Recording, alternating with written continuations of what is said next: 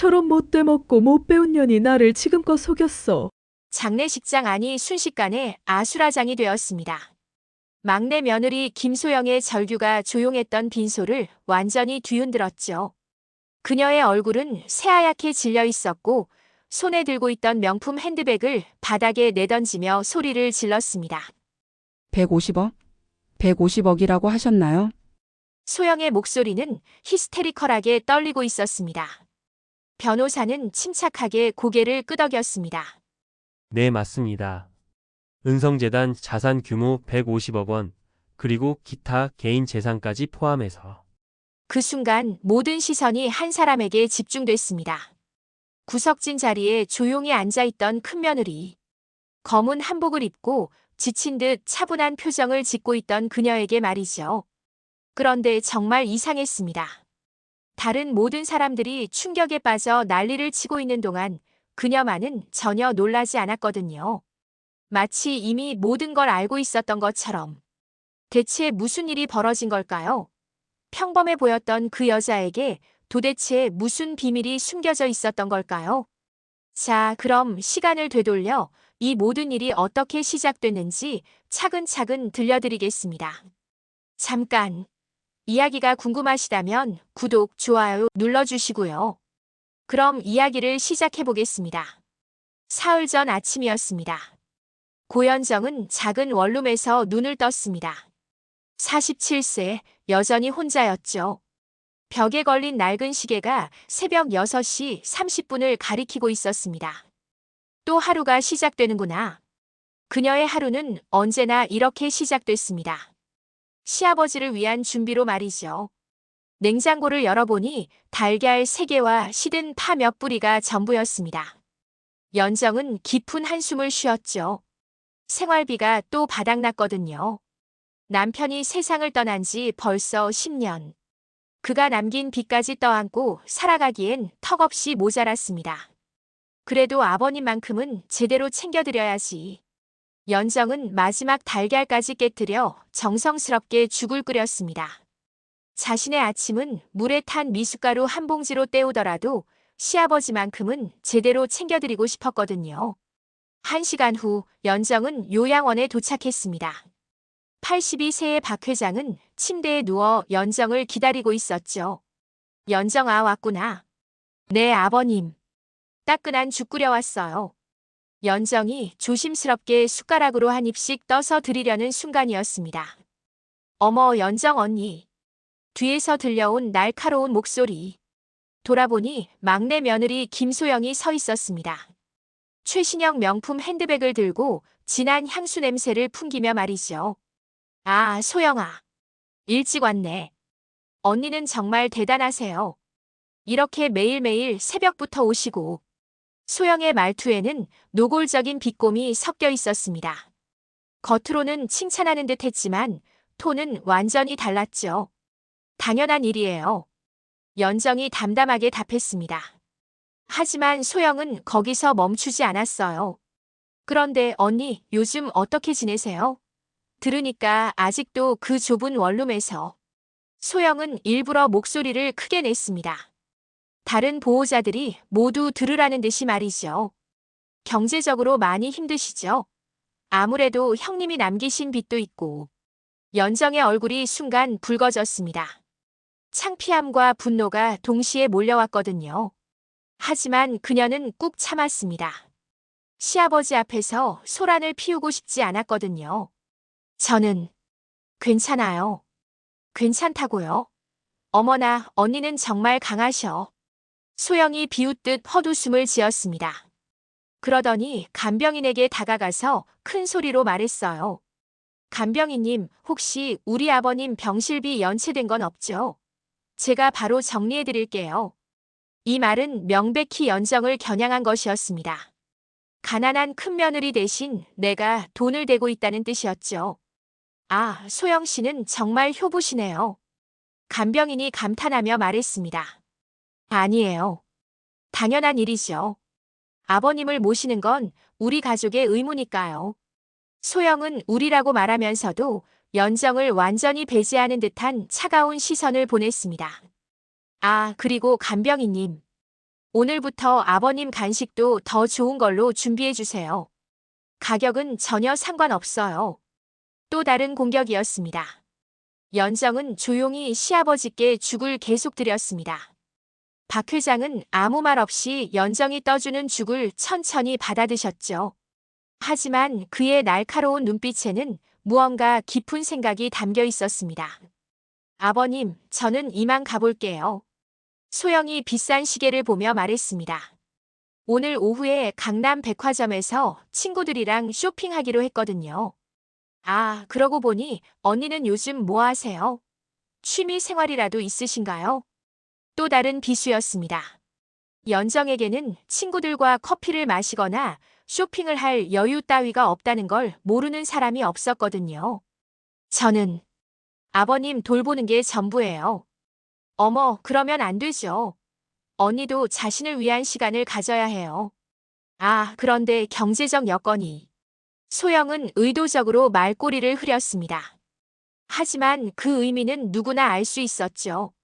연정이 요양원을 나설 때 등 뒤에서 소영의 목소리가 또렷하게 들렸습니다.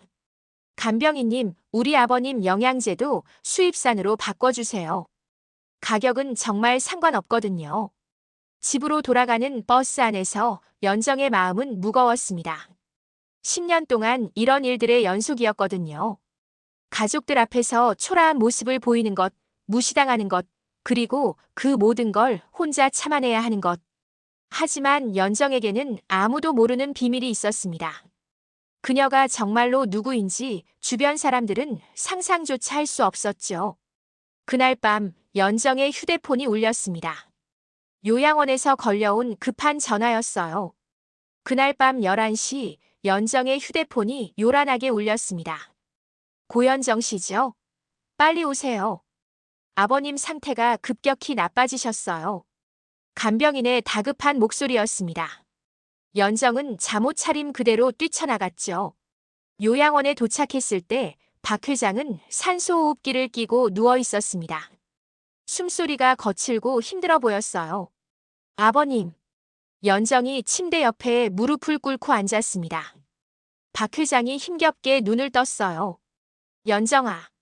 왔구나. 네, 아버님. 제가 여기 있어요. 박 회장의 거친 손이 연정의 손을 찾았습니다. 차갑고 떨리고 있었어요. 미안하다, 연정아. 이렇게 늦은 시간에 무슨 말씀을 하세요? 당연한 일이에요.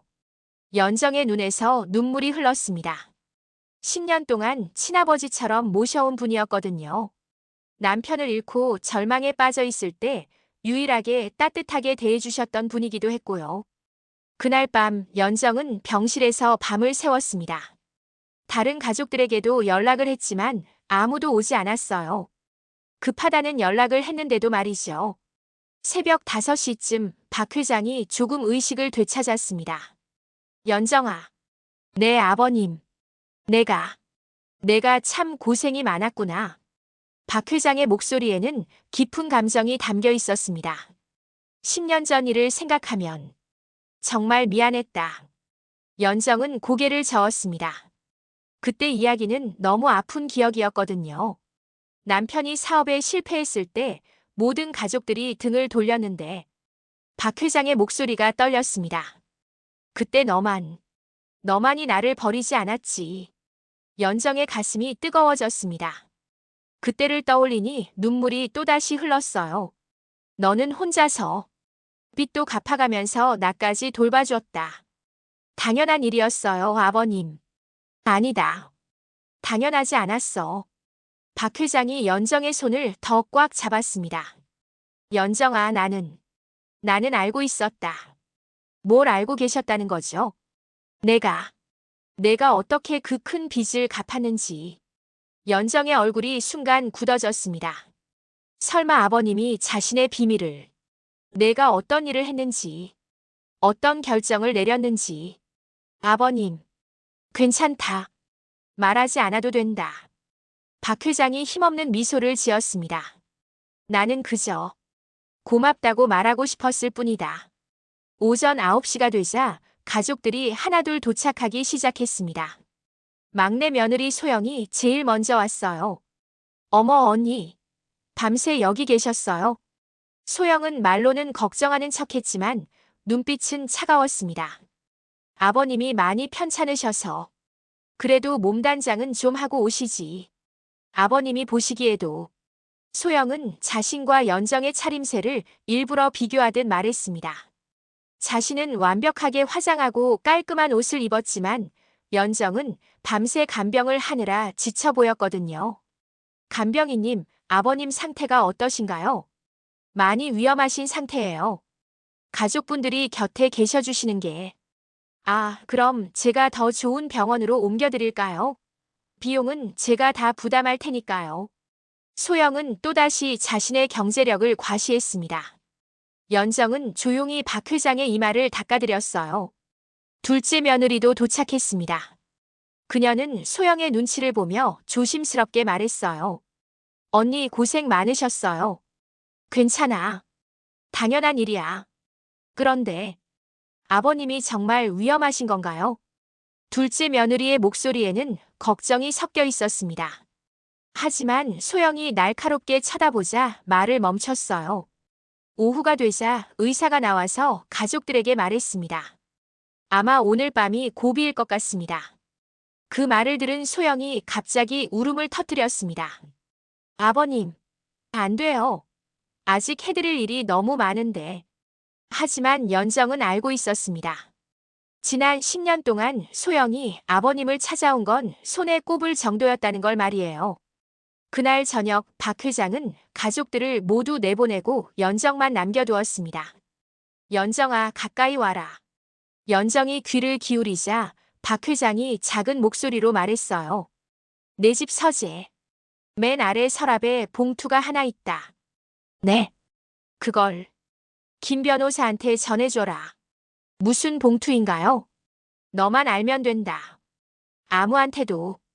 절대 말하지 마라. 박 회장의 목소리가 점점 약해졌습니다. 연정아, 내 아버님. 내가 누구든, 무엇을 했든 나는 내가 자랑스럽다. 그 말을 끝으로 박 회장은 천천히 눈을 감았습니다. 그리고 그날 새벽 3시 박 회장은 연정의 손을 잡은 채 조용히 숨을 거두셨습니다. 연정이 마지막까지 곁을 지키고 있을 때였어요. 다른 가족들은 모두 집에 돌아간 후였죠. 아버님, 감사했습니다. 연정의 눈에서 뜨거운 눈물이 흘렸습니다. 하지만 그 눈물 속에는 슬픔만 있는 게 아니었어요. 박 회장이 마지막에 남긴 말이 무슨 뜻인지 알고 있었거든요. 아침이 되자 소영이 제일 먼저 요양원에 도착했습니다. 어머, 아버님이. 소영이 박 회장의 죽음을 확인하고는 크게 울기 시작했습니다. 언니는 왜 연락 안 하셨어요? 마지막 순간인데. 너무 갑작스러워서. 그래도 가족들한테는 알려줘야죠. 소영의 목소리에는 원망이 가득했습니다. 하지만 연정은 알고 있었어요. 진짜 중요한 건 이제부터 시작이라는 걸 말이에요. 곧 장례 준비가 시작될 텐데 그때 모든 진실이 드러날 거였거든요. 이틀 후 박 회장의 장례식이 시작됐습니다. 장례식장은 조문객들로 북적였어요.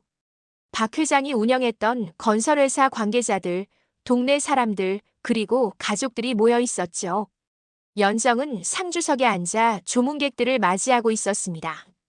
검은 한복을 입고 지친 얼굴로 고개를 숙이며 인사했어요. 고인의 명복을 빕니다. 감사합니다.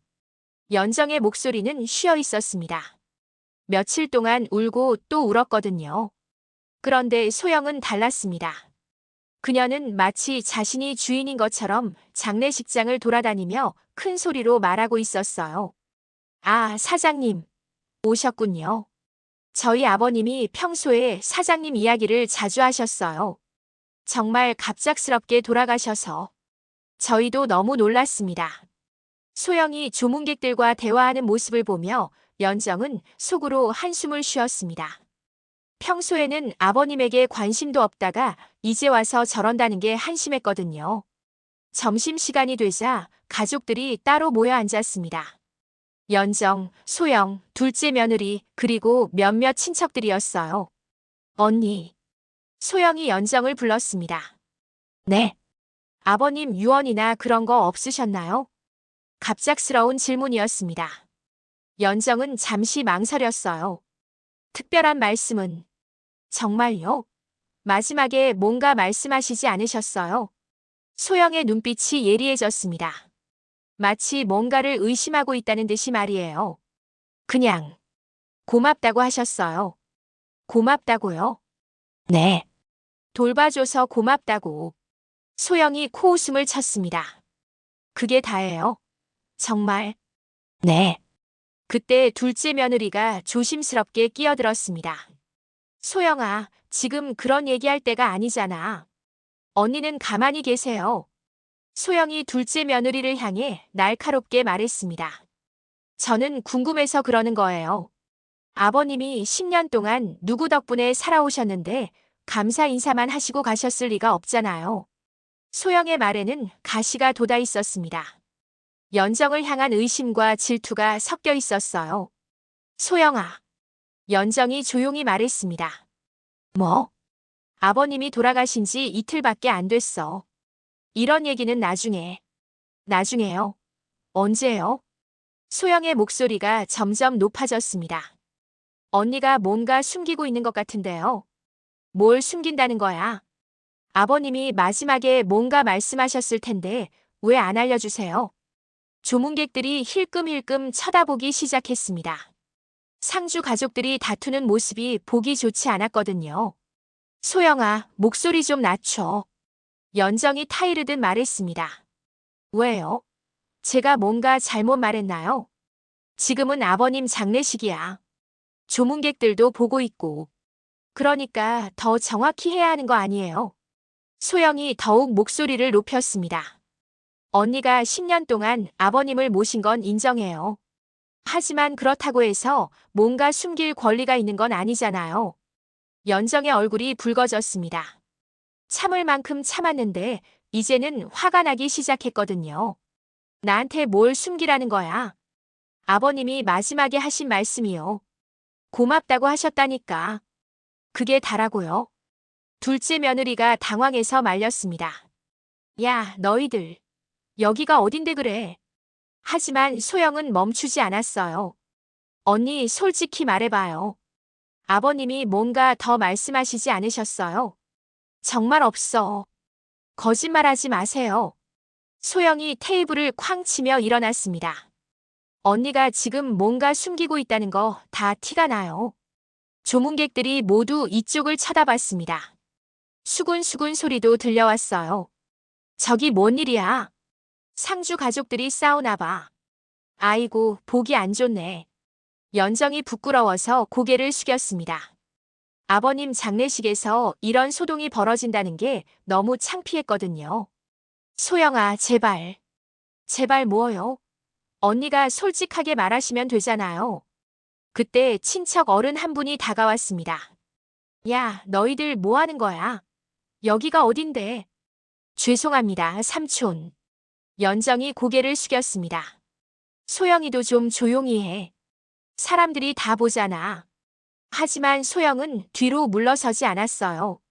삼촌, 언니가 뭔가 숨기고 있어요.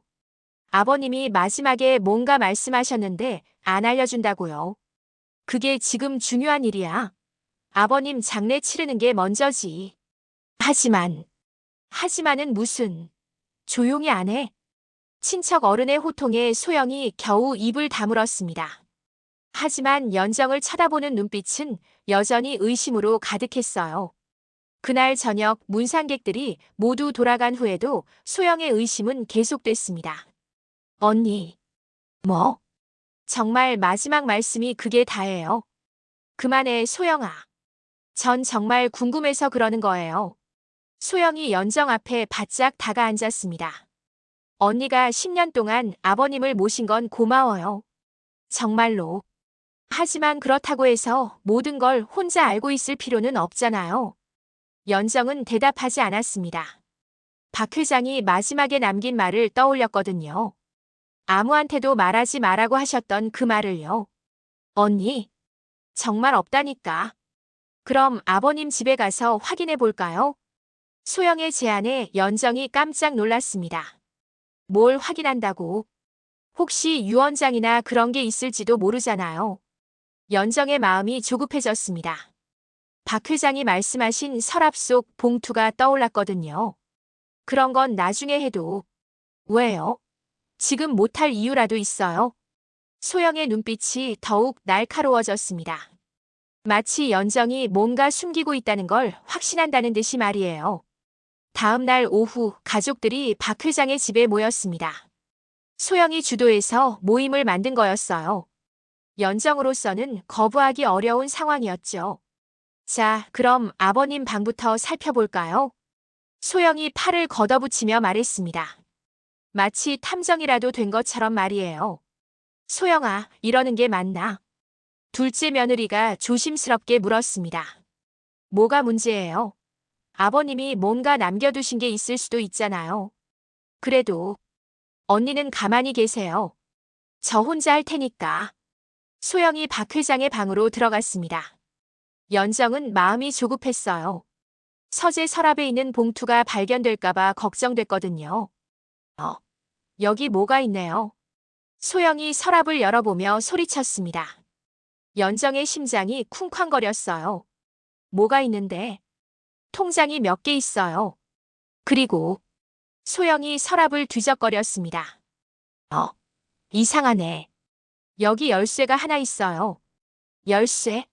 네. 근데 뭔가 특별해 보여요. 은행 금고 열쇠 같은데. 연정이 가까이 다가가서 확인해 봤습니다. 정말로 은행 금고 열쇠였어요. 아버님이 금고를 쓰셨나 봐요. 둘째 며느리가 말했습니다. 그럼 내일 은행에 가봐야겠네요. 소영의 눈빛이 반짝였습니다. 혹시 거기에 유언장이나 중요한 서류들이 있을지도 몰라요. 연정은 더욱 불안해졌습니다. 박 회장이 말씀하신 봉투는 서재 맨 아래 서랍에 있다고 했는데 소영이 그걸 찾을까봐 걱정됐거든요. 언니는 뭐 하세요? 같이 찾으시지 않고. 소영이 연정을 쳐다봤습니다. 아, 네. 연정이 마지못해 함께 찾는 척했습니다. 하지만 마음속으로는 소영이 서재로 가지 않기를 바라고 있었어요. 여기는 별로 없네요. 서재도 한번 볼까요? 결국 소영이 서재로 향했습니다. 연정의 얼굴이 창백해졌어요. 이제 정말 위험한 순간이었거든요. 우와, 서재가 정말 크네요. 소영이 서재에 들어가서 둘러봤습니다. 책도 엄청 많고 책상도 고급스럽네요. 소영이 책상 서랍들을 하나씩 열어보기 시작했습니다. 여기는 서류들만 있네요. 아, 여기는 사진들이고. 소영이 점점 아래쪽 서랍으로 내려갔습니다. 연정의 손바닥에 땀이 났어요. 박 회장이 말씀하신 맨 아래 서랍에 도달하는 건 시간 문제였거든요. 이 서랍은 잠겨 있네요. 소영이 맨 아래 서랍 손잡이를 당겨봤지만 열리지 않았습니다. 잠겨 있어요. 이상하네. 둘째 며느리도 관심을 보였습니다. 왜 이 서랍만 잠가놨을까요? 분명히 중요한 게 들어있을 거예요. 소영이 흥미진진하다는 표정을 지었습니다. 열쇠가 어디 있을까요? 소영이 주변을 둘러봤습니다. 아까 찾은 금고 열쇠 말고 다른 열쇠는 없었나요?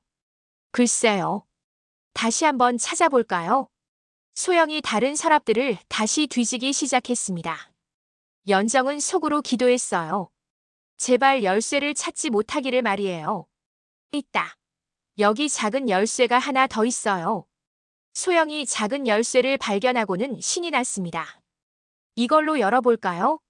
소영이 맨 아래 서랍에 열쇠를 꽂았습니다. 찰칵.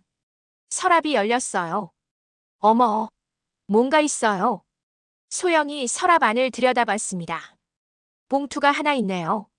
그리고 소영이 봉투를 꺼내 들었습니다. 김 변호사에게라고 써 있어요. 연정의 심장이 멎을 것 같았어요. 바로 그 봉투였거든요. 김 변호사요? 아버님 변호사 말하는 건가요? 그런 것 같은데요. 소영이 봉투를 이리저리 살펴봤습니다. 열어볼까요? 안 돼. 연정이 반사적으로 소리쳤습니다. 왜 안 돼요? 소영이 이상하다는 듯 연정을 쳐다봤습니다. 그건 아버님이 김 변호사에게 주라고 하신 거잖아. 그렇긴 하지만 우리가 먼저 확인해 볼 수도 있는 거 아니에요? 아니야. 아버님 뜻대로 해야지. 연정이 봉투를 빼앗으려고 했습니다. 언니 왜 그래요? 소영이 봉투를 뒤로 빼며 의심스럽게 쳐다봤습니다. 언니가 이상하게 행동하시는데요. 뭐가 이상해?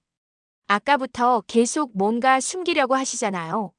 소영의 목소리가 날카로워졌습니다. 혹시 언니가 이미 알고 있는 거 아니에요? 뭘 알고 있다는 거야?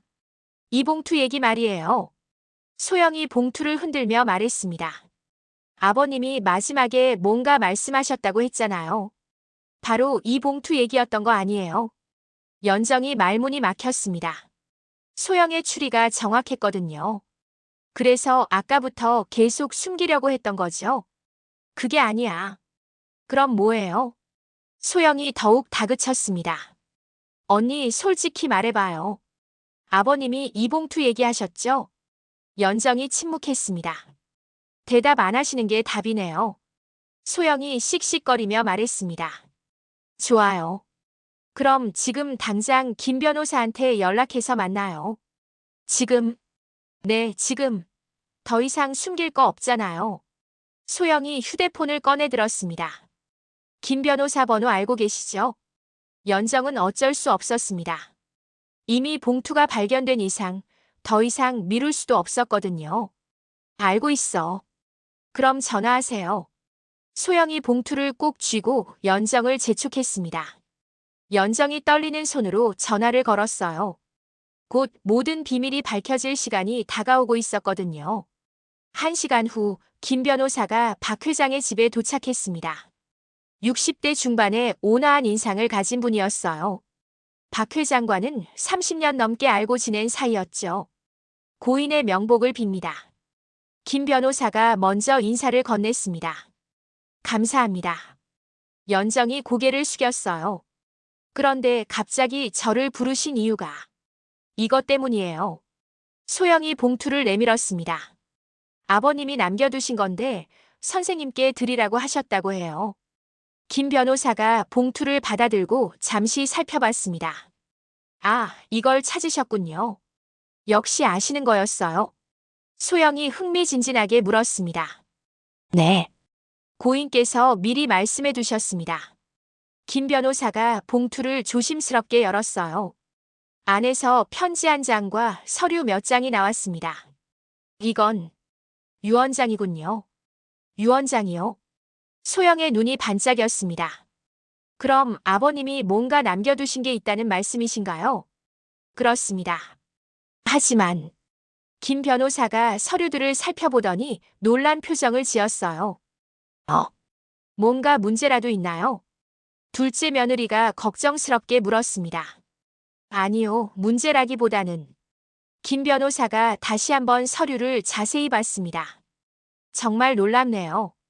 뭐가 놀라운데요? 소영이 조급하게 물었습니다. 고인께서 상당한 재산을 보유하고 계셨군요. 얼마나요? 개인 재산만 해도 20억 원 정도 되고. 20억? 가족들이 모두 깜짝 놀랐습니다. 박 회장이 그렇게 많은 돈을 가지고 있었다니 상상도 못했거든요. 그런데 이게 전부가 아닙니다. 김 변호사가 다른 서류를 펼쳤어요. 여기 보시면 은성재단 지분이 기록되어 있습니다. 은성재단이요? 소영이 고개를 갸웃했습니다. 네. 교육, 의료, 문화 분야의 대형 재단입니다. 자산 규모가 150억 원 정도 되는 150억? 소영이 의자에서 거의 떨어질 뻔했습니다. 그럼 아버님이 그 재단과 관련이 있으셨다는 말씀인가요? 지분을 보유하고 계셨네요. 상당한 규모의. 김 변호사가 서류를 더 자세히 살펴봤습니다. 그런데 또 뭔가 있나요? 유언 내용이 좀 특이합니다. 김 변호사가 유언장을 들어보였어요. 자, 이제 유언 내용을 발표하겠습니다. 가족들이 모두 숨을 죽이고 기다렸습니다. 특히 소영은 눈을 반짝이며 집중하고 있었어요. 고 박 회장의 유언에 따르면 김 변호사가 천천히 읽기 시작했습니다. 개인 재산 20억 원과 은성재단 관련 모든 지분을. 소영이 몸을 앞으로 기울였어요. 큰며느리 고현정에게 상속한다. 네. 소영이 귀를 의심했습니다. 뭐라고 하셨다고요? 고현정 씨에게 모든 재산을 상속한다고 되어 있습니다. 김 변호사가 다시 한번 확인해서 말했어요. 그 순간 소영의 얼굴이 새하얗게 변했습니다. 그게 말이 돼요? 유언장에 분명히 그렇게 적혀 있습니다. 아니야. 이상해. 소영이 벌떡 일어나며 소리쳤습니다. 왜 언니한테만 줘요? 저희도 가족인데. 소영아, 진정해. 둘째 며느리가 말렸지만 소영은 들을 상태가 아니었어요. 10년 동안 모신 것도 당연한 일이었잖아요. 며느리니까 한 거고. 소영의 목소리가 점점 높아졌습니다. 저도 나름대로 아버님을 모셨는데 왜 아무것도 안 줘요? 하지만 유언장이 가짜일 수도 있잖아요. 소영이 유언장을 의심스럽게 쳐다봤습니다. 혹시 언니가 조작한 거 아니에요? 뭐라고? 연정이 깜짝 놀라며 소영을 쳐다봤습니다. 언니가 아버님 마지막에 혼자 있었잖아요. 그때 뭔가 조작했을 수도. 소영아. 둘째 며느리가 제지했지만 소영은 멈추지 않았어요. 아니면 언니가 아버님을 협박했거나. 너 지금 뭔 소리 하는 거야? 연정이 화가 나서 일어났습니다. 저는 의심스러워서 하는 말이에요. 의심이라니. 10년 동안 모신 것도 결국 이날을 위해서였던 거죠. 소영의 말이 점점 독해졌습니다. 처음부터 계획된 거였어요. 언니가 일부러 착한 척하면서 아버님을 꼬신 거야. 그만해. 연정이 참다 못해 소리쳤습니다. 아버님이 돌아가신 지 사흘밖에 안 됐는데 어떻게 그런 말을 할 수 있어? 왜요? 틀린 말 했나요? 소영이 더욱 대들었습니다. 언니가 지금까지 착한 척한 것도 다 이런 날을 위해서였던 거잖아요. 소영 씨. 김 변호사가 조용히 끼어들었습니다. 뭐요? 유언장은 제가 직접 작성을 도와드린 것입니다. 조작이나 협박의 여지는 없습니다. 그럼 언제 작성하신 거예요? 3개월 전입니다. 김 변호사의 말에 소영이 더욱 당황했어요. 3개월 전이요? 그럼 아버님이 미리 계획하신 거였다는 말씀이에요. 그렇습니다. 그때 김 변호사가 유언장의 뒷면을 펼쳤어요.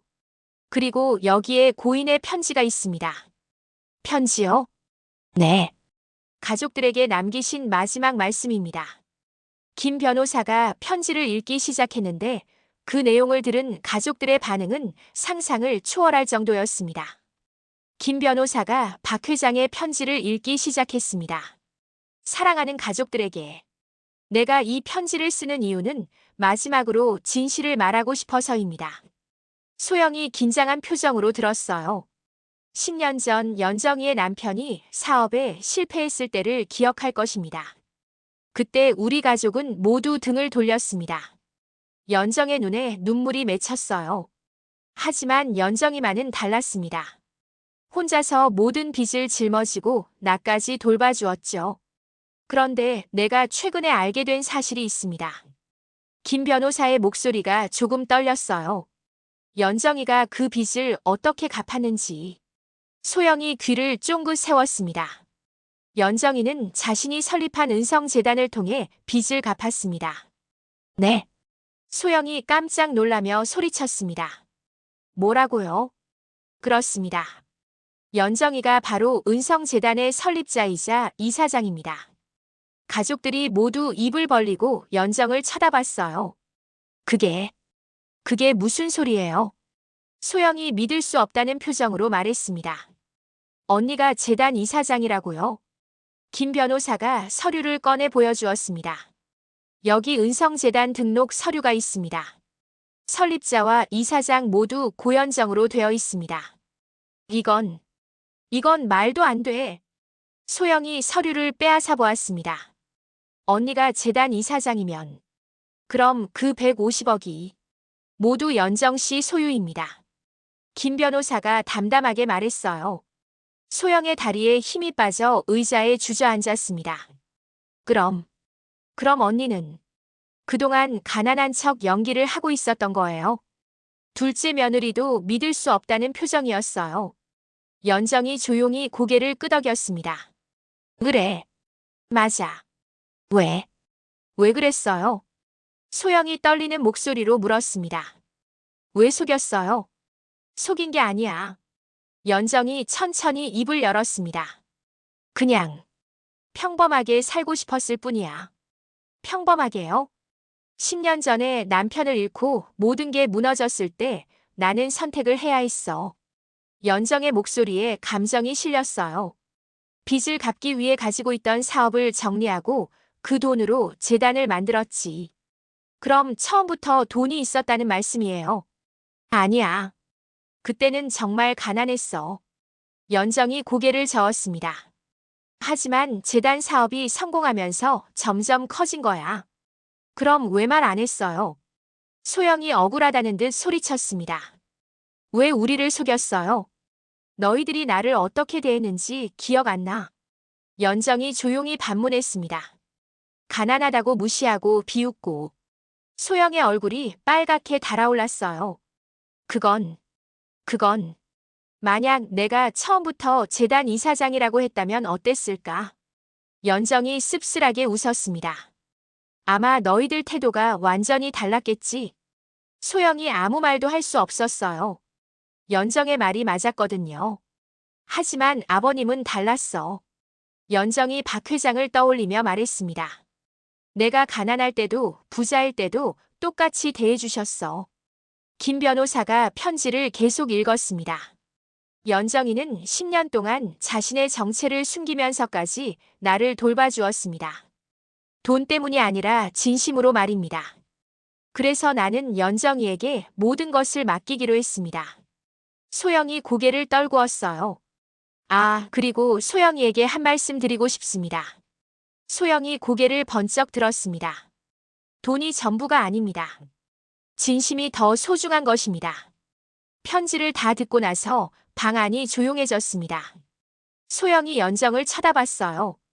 그동안 무시했던 사람이 사실은 자신보다 훨씬 대단한 사람이었다는 게 믿어지지 않았거든요. 언니. 응? 정말 미안해요. 소영이 눈물을 흘리며 말했습니다. 그동안 정말 못되게 굴었어요. 괜찮아. 연정이 소영의 손을 잡았습니다. 이제 알았으니까. 하지만 언니가 왜 계속 참으셨어요? 말씀하시면 됐잖아요. 너희들이 변하는 걸 보고 싶었어. 연정이 웃으며 말했습니다. 돈 때문이 아니라 진심으로 날 대해주는 걸 보고 싶었는데. 소영이 더욱 부끄러워졌어요. 죄송해요, 언니. 정말 죄송해요. 둘째 며느리도 연정에게 사과했습니다. 저도 미안해요, 언니. 소영이 편만 들고. 다 괜찮아. 이제 우리 진짜 가족처럼 지내자. 연정이 두 사람을 끌어안았습니다. 그때 김 변호사가 마지막 서류를 꺼냈어요. 그리고 고인께서 한 가지 더 남겨두신 게 있습니다. 뭔가요? 소영 씨와 둘째 며느리분을 위한 별도의 선물입니다.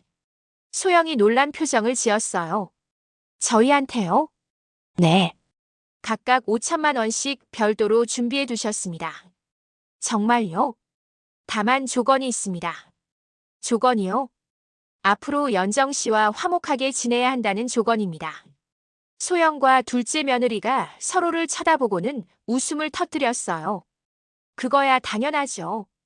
이제야 모든 오해가 풀렸고 진짜 가족이 된 기분이었습니다.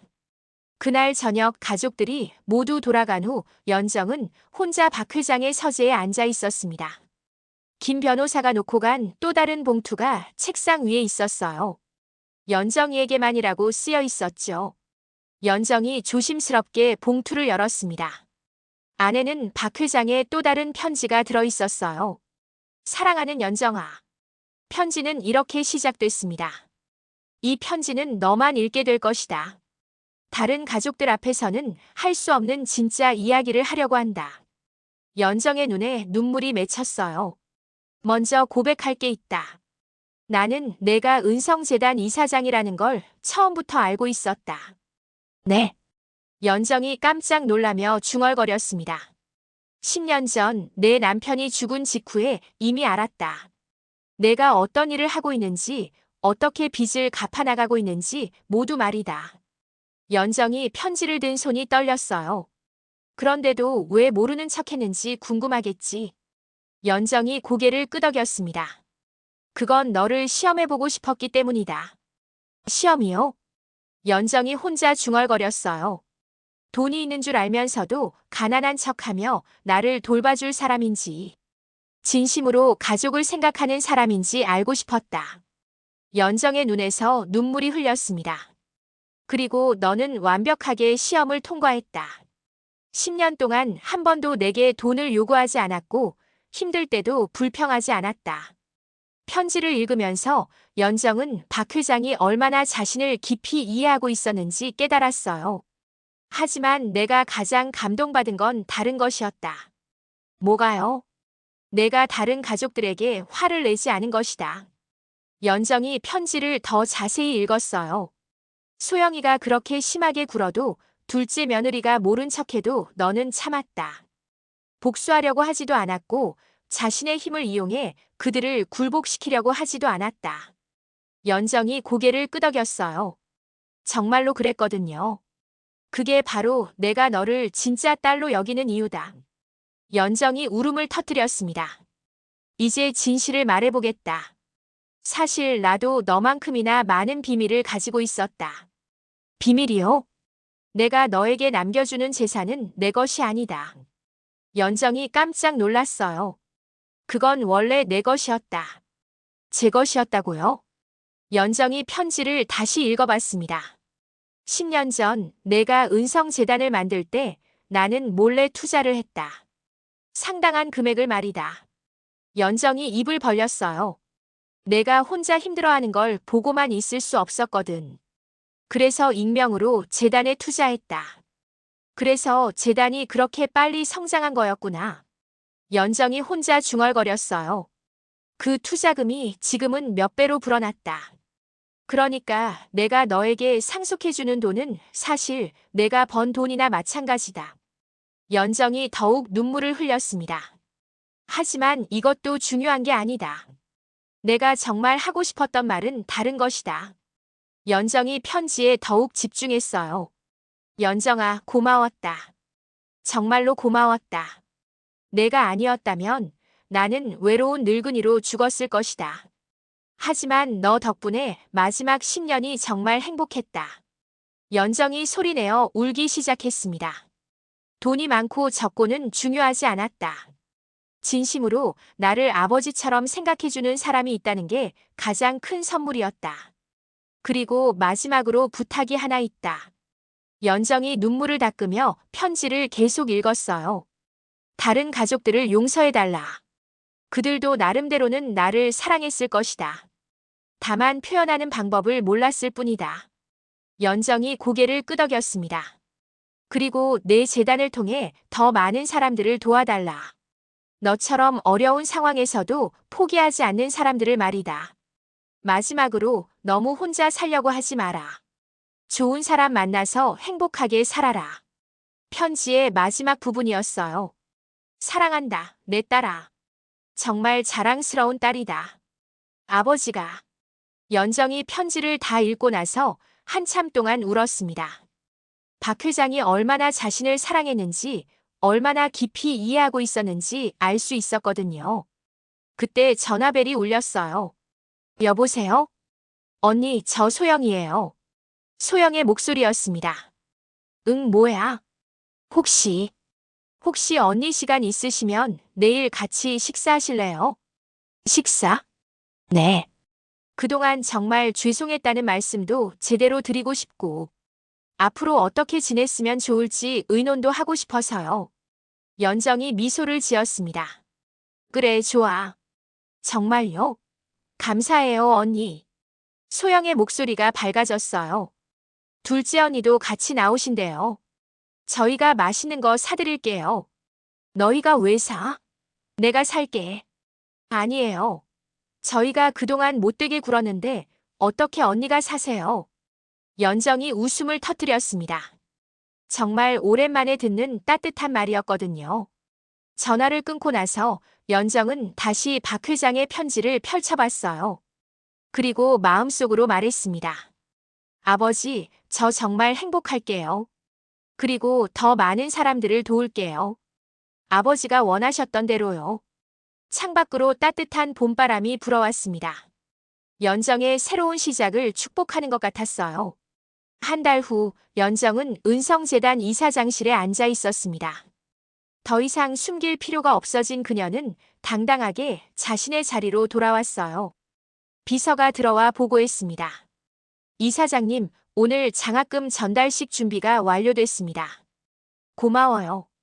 혹시 선정된 학생들 명단 다시 한번 볼 수 있을까요? 연정이 서류를 받아 천천히 살펴봤어요. 모두 어려운 환경에서도 꿈을 포기하지 않은 학생들이었죠. 참, 그리고 가족분들이 로비에서 기다리고 계세요. 가족들이요? 네, 소영 씨와 둘째 며느리분이 오셨어요. 연정이 미소를 지었습니다. 요즘 가족들과의 관계가 정말 좋아졌거든요. 알겠어요. 잠깐 내려가 볼게요. 연정이 로비로 내려가니 소영과 둘째 며느리가 기다리고 있었어요. 언니. 소영이 반갑게 손을 흔들었습니다. 예전의 차가운 모습은 온데간데 없었어요. 뭐 하러 왔어? 언니 첫 공식 행사라고 해서 응원하러 왔어요. 둘째 며느리도 웃으며 말했어요. 우리 언니가 이렇게 대단한 분이었는지 진짜 몰랐어요. 과찬이야. 연정이 겸손하게 말했습니다. 아, 그리고 이거 드리려고 왔어요. 소영이 꽃다발을 내밀었어요. 뭐야, 이건? 축하 꽃다발이에요. 언니가 정식으로 이사장 신분을 공개하는 거니까 기념해야죠. 연정이 꽃다발을 받아들며 감동했어요. 고마워. 정말로. 언니야말로 고마워요. 그동안 우리 못되게 굴었는데도 용서해 주시고. 소영의 목소리에 진심이 담겨 있었어요. 이제 그런 얘기 그만하자. 우리 앞으로만 보자고. 네. 그때 행사 담당자가 다가왔습니다. 이사장님, 곧 행사 시작할 시간입니다. 알겠습니다. 연정이 가족들을 돌아봤어요. 너희들도 같이 볼래? 장학금 전달식인데. 정말요? 저희도 봐도 돼요? 당연하지. 가족인데. 소영과 둘째 며느리의 얼굴이 밝아졌어요. 행사장에 들어가니 많은 사람들이 모여 있었습니다. 장학금을 받을 학생들과 그 가족들, 그리고 언론사 사람들까지 있었어요. 연정이 단상에 올라섰습니다. 안녕하세요. 은성재단 이사장 고연정입니다. 박수가 터져 나왔어요. 오늘 장학금을 받게 될 10명의 학생 여러분을 축하합니다. 연정이 학생들을 바라봤어요. 모두 희망에 찬 눈빛을 하고 있었죠. 여러분들의 이야기를 들어보니 저도 많은 걸 느꼈습니다. 연정의 목소리에 감정이 실렸어요. 어려운 환경에서도 포기하지 않고 꿈을 향해 나아가는 모습이 정말 아름답습니다. 학생들이 고개를 끄덕였어요. 저 역시 힘든 시기를 겪었습니다. 모든 걸 잃었다고 생각했던 때도 있었죠. 연정이 잠시 박 회장을 떠올렸어요. 하지만 포기하지 않았기에 지금의 제가 있을 수 있었습니다. 여러분도 마찬가지입니다. 지금은 어려울지 모르지만 꿈을 포기하지 않는다면 반드시 이루어낼 수 있을 거예요. 박수가 다시 터져 나왔습니다. 장학금 전달이 끝난 후 한 학생이 연정에게 다가왔어요. 이사장님, 정말 감사해요. 천만에요. 열심히 공부하세요. 근데 궁금한 게 있어요. 뭐가 궁금한데? 이사장님은 왜 이런 일을 하세요? 돈도 많으신데. 연정이 학생의 눈을 보며 말했어요. 돈이 많아서가 아니라 많은 사람들의 도움을 받았기 때문이에요. 도움을요? 네. 제가 힘들 때 저를 포기하지 않고 믿어준 사람이 있었어요. 그분 덕분에 지금의 제가 있는 거죠. 학생이 고개를 끄덕였어요. 그래서 이제는 제가 다른 사람들에게 그런 희망이 되고 싶어요. 와, 정말 멋있어요. 여러분도 언젠가는 다른 사람에게 희망을 줄 수 있는 사람이 되셨으면 좋겠어요. 행사가 모두 끝나고 연정은 가족들과 함께 저녁 식사를 했습니다. 언니, 오늘 정말 멋있었어요. 소영이 진심으로 말했어요. 연설할 때 눈물 날 뻔했어요. 나도 그래. 언니가 이렇게 대단한 사람인 줄 진짜 몰랐어. 둘째 며느리도 감동했다고 했어요. 너희들이 변한 것도 정말 신기해. 연정이 웃으며 말했습니다. 예전에는 상상도 못했는데 이렇게 함께 밥 먹으면서 진심으로 대화할 줄이야. 저희가 정말 바보였어요. 소영이 고개를 숙였어요. 돈만 보고 사람을 판단했으니까요. 이제 알았으니까 됐어. 연정이 소영의 손을 잡았어요. 우리 앞으로 정말 가족처럼 지내자. 네, 정말 가족처럼. 그날 밤 연정은 박 회장의 사진 앞에 앉았습니다. 아버지, 오늘 정말 좋은 하루였어요. 사진 속 박 회장이 미소 짓는 것 같았어요. 아버지가 원하신 대로 살고 있어요. 가족들과도 화해했고 더 많은 사람들을 도울 수 있게 됐어요. 연정의 눈에 눈물이 맺혔어요. 정말 감사해요. 아버지가 아니었다면 지금의 저는 없었을 거예요. 앞으로도 아버지가 자랑스러워 하실 수 있는 딸이 되겠어요. 연정이 사진에 인사를 하고 일어났습니다. 창밖으로 보이는 야경이 아름다웠어요. 연정의 새로운 인생처럼 밝고 희망차 보였죠. 그녀에게는 이제 진짜 가족이 있었고 하고 싶은 일도 있었습니다. 무엇보다 자신을 진심으로 사랑해준 아버지의 마음을 이어받아 더 많은 사람들에게 희망을 주고 싶었어요. 연정의 진짜 삶이 이제 시작되는 것 같았습니다.